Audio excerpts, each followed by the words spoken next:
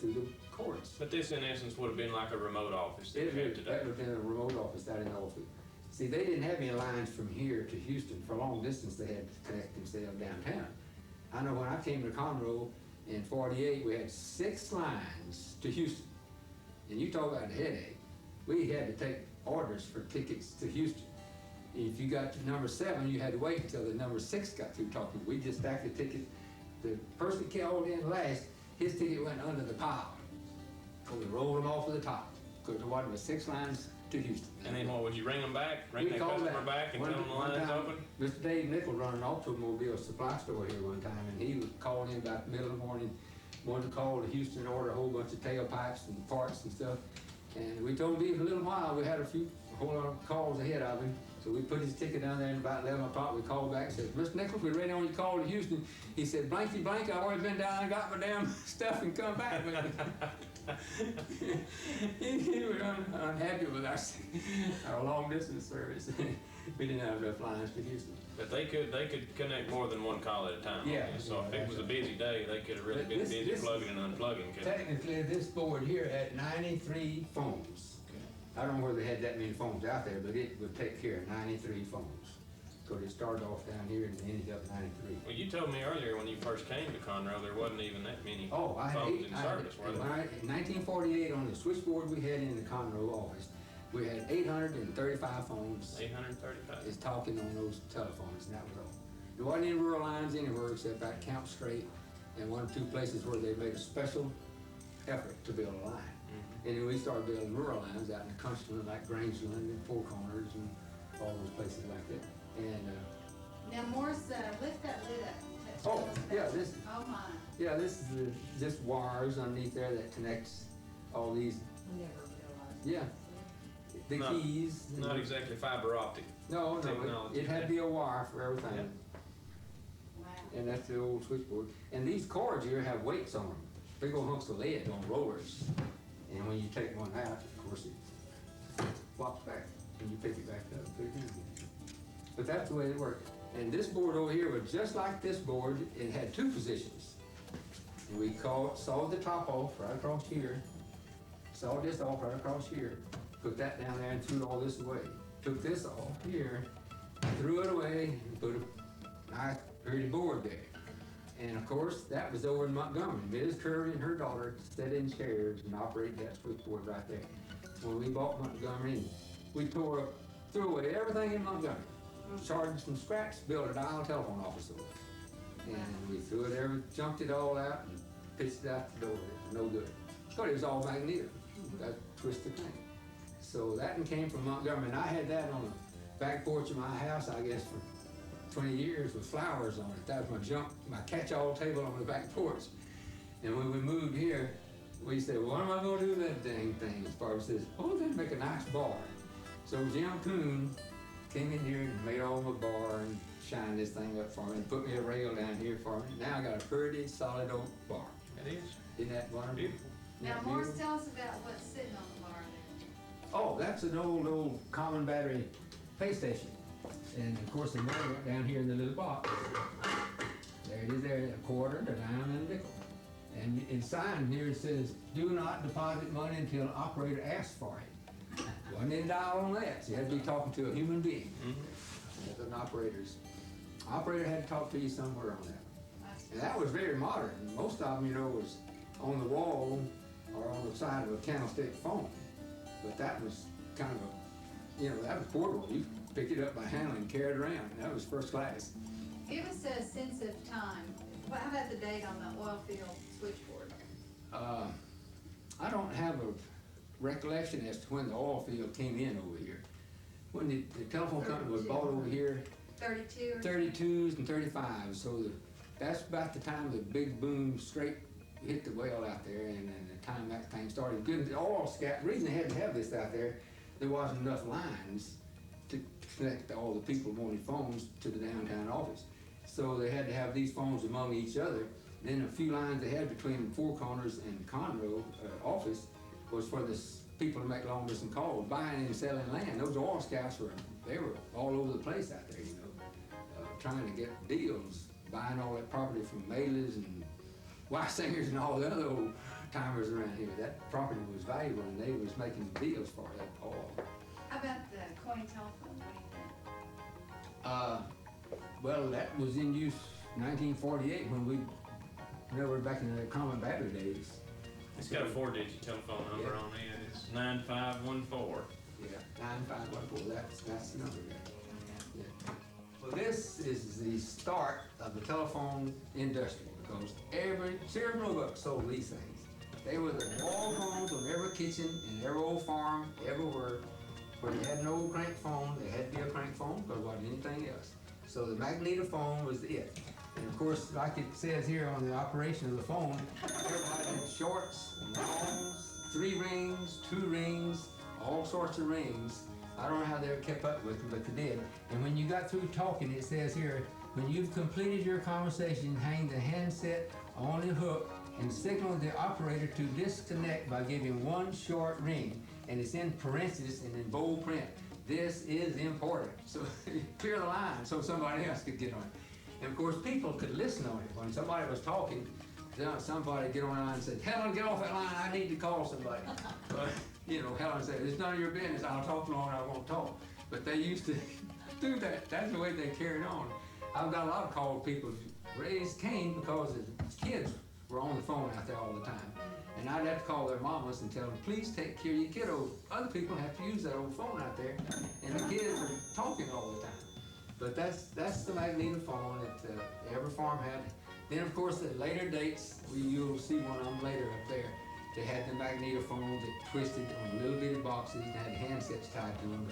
But basically, it all started off with the old wall-mounted crank phone. Now, did this phone work in conjunction with this switchboard that we looked at just a minute ago? This phone, rang that operator there and talk to her. And the short ring on the instructions is told them how to disconnect if the conversation was over. Because the switchboard doesn't have lights to show us a disconnect like modern switchboards, so it's a ring situation.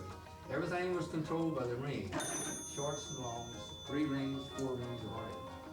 Now, what about that glass on the top of that? Oh, these are the insulators. Of course, wasn't any cables, wasn't any coaxial cables or fiber cables or satellites. It's all on iron wire, clothesline wire we call it. And it's up on cross arms. And it was 10 wires to a cross arm. Well, these were the screwed on little screws, and the wires were tied here. And if they crossed up, the line went kaplunk. It was dead. You had to go out there and uncross it. And these were the insulators on all the telephone lines everywhere, on the cross arms. And of course, the first cable that ever was invented that we knew about, of course, was these lead cables. And the squirrels worked on them, and the rain got in them, and they were, you know, they were bad stuff. But out in the country, it's all open wire, iron wire on cross arms. And somewhere along the line, somebody invented a 6-pair cable that had 6 complete pairs inside of it, wrapped into another installation. It had a steel 9-gauge wire. And that wire was strong enough to hold the cable up. And that was the 6-pair field cable. And we strung that up and down the roads, and that was it, the lifesaver. No more cross arms. It was 6-pair cable hanging everywhere. About when, Morris? Oh, that'd been in the early 50s they came out with that cable.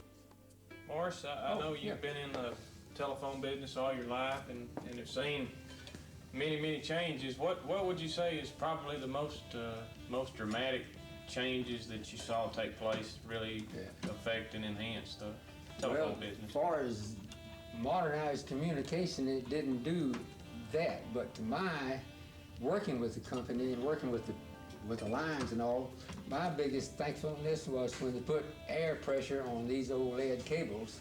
So when it rained, the water couldn't go in there and get those paper wires wet and short out everything in town. I've had 600 pair of cables soaking wet. Well, that killed 600 phones just like that. And of course, we'd be up all night and all day trying to dry those wires out. But with lead cable, we put pressure on them, and air pressure on them, and that eliminated that. So I didn't have to get up in the middle of the night and come to town every time it rained. Because I did. Every time it rained, I came to town. I knew some damn lead cable was getting wet. And you couldn't stop till you got them all dry, could you? Till the next day, we worked all day long. We didn't do nothing but dry those cables out. Of course, later on, they invented plastic cable and plastic insulation on the wires. So that was beautiful. And of course, the other modern situation that helped employees, not the public, is digging a hole instead of using a long spoon and shovel. and doing it by hand and setting the pole in there and tamping dirt down. You walked up there that big old auger and that construction truck and drill that hole, tamp the pole in and drove to the next one. It was beautiful. No more hard work digging that thing by hand. But as far as communications, the dial, inventing the dial system, meaning no more human beings to make their errors and do their business slow. When they do the dial, it's done by their dial. Pulses, dial pulses, making and breaking a current in a phone, which is what that dial does. Opens and closes the electricity in the line that's on the line, and that works the switch in the office that connects this phone to that phone. And that's modern communication at the starting, at the beginning. What is this right here? This is a test board in the Magneto office. So this was actually before this. When we put this in, this was junked out. This was no more use because the crank phones, this was tested the line on the crank phones. And was this one even earlier than this one? That's before they got this one. And this was hanging on the wall back there in the storeroom. And they used that in way back yonder. And then, of course, they come along and bought this one. And that was pretty modern. And I had a line here. My number here on this thing was number 0. And I had Mr. Commissioner Doug Alley, one of our old-time commissioners. My nickname, every time he saw me anywhere in town, he said, "Hi, Mr. Zero." Because he dialed 0. He asked the operator for number 0, and she'd ring this phone right there. And I would answer it, because I'd be sitting at this thing in the office. That was the old test board. And I guess back then they depended on the telephone company for just about everything. Yeah, didn't oh they? yeah. Fires, emergencies. We blew the siren. Firemen had to call the operator to find out where the fire was, because it's a volunteer fire department, because they were working. They were down at the filling stations and offices, and they'd jump in their trucks and run to the fire, because somebody at the fire station had brought the fire truck out there. So all the volunteers ran to the fire. So of course, everybody else in town called and see where the fire was too. I remember one time, the operator called in there and they asked her to get ready. Got a fire down in 30-something Phillip Street.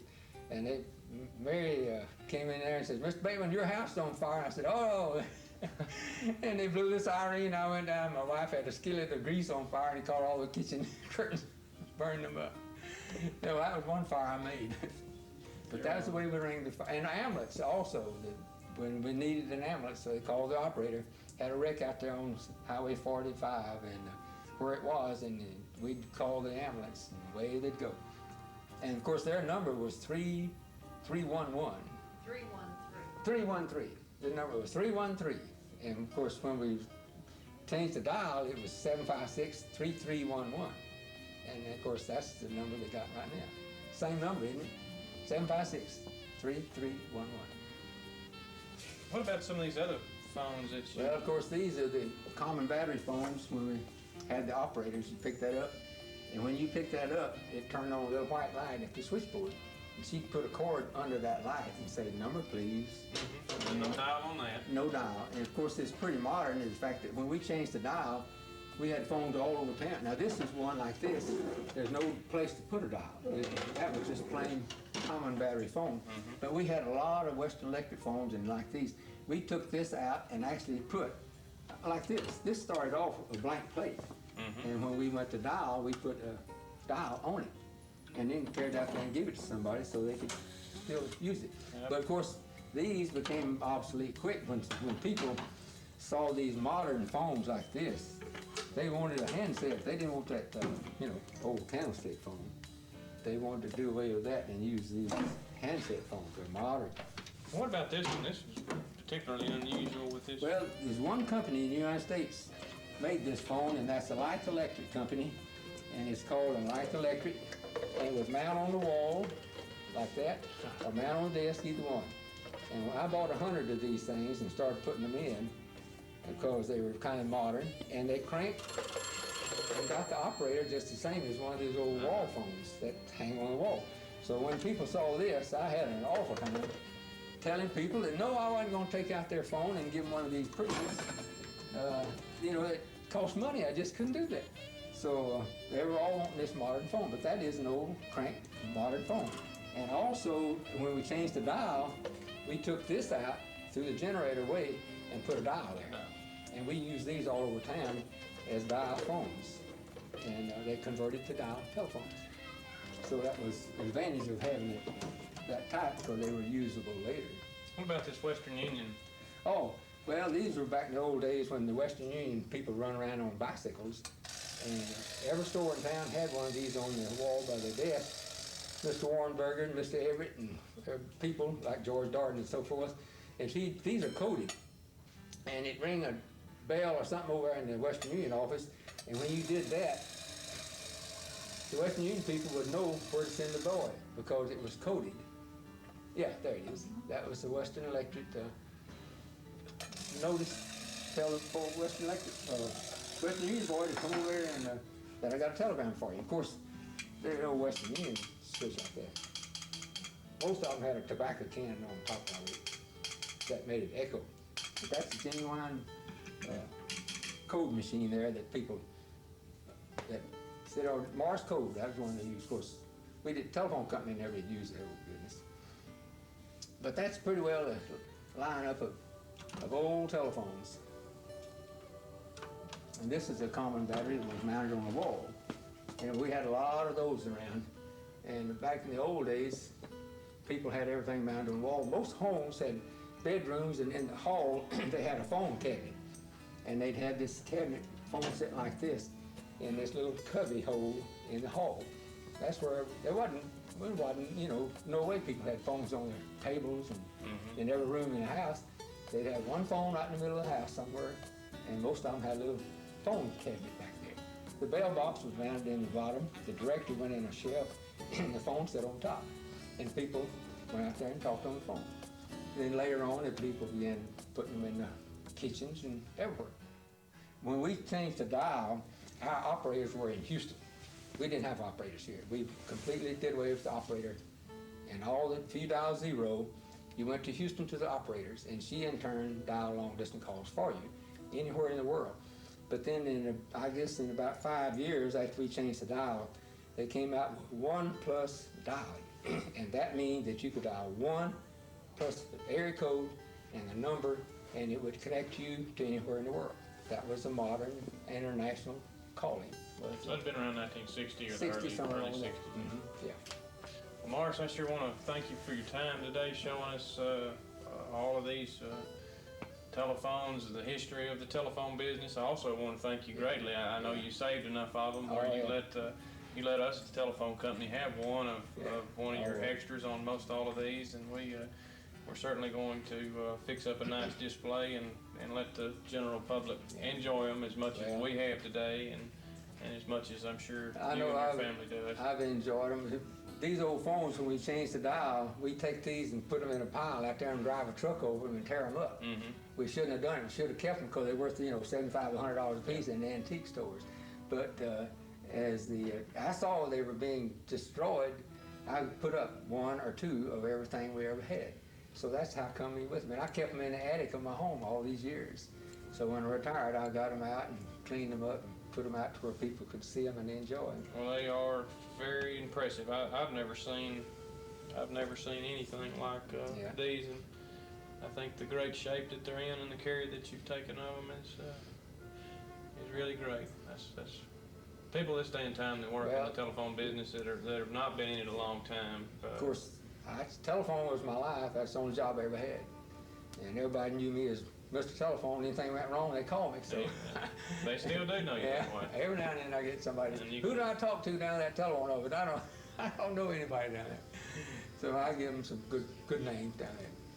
Well, you look at all your awards and all the recognition that you've received from the different associations out there is a true testament to the successful telephone businessman that you are.